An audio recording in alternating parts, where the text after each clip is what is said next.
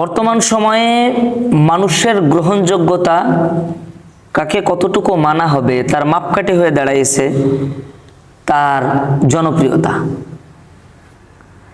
এই যে জনপ্রিয়তা, এই জনপ্রিয়তা আসে কোত্থেকে? মানুষ যে তাকে ভালোবাসছে, কেন বাসে? কোন জায়গাটা তাকে জনপ্রিয়তায় নিয়ে গেছে? কেন সে জনপ্রিয় হলো? আমাদের এই সমাজে তো নর্তকীরাও জনপ্রিয়, তারাও কোথাও গেলে ভিড় লেগে যায়, তাই বলে কি তারা গ্রহণযোগ্য? না। আমাদের এই সমাজে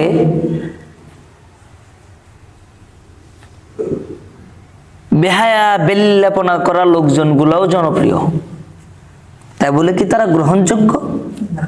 না। জনপ্রিয় হওয়ার জন্য মূলত মানুষের অন্তরের মধ্যে যে নফসানি খায়েশাত আছে ওইগুলার সাথে মানুষের যে মনের চাহিদা আছে ওইটা যদি কেউ পূরণ করে তো সে জনপ্রিয় হয়ে যায়। কিন্তু আরেকটা জায়গা আছে, সেই জায়গাটা হচ্ছে দ্বীনের জন্য।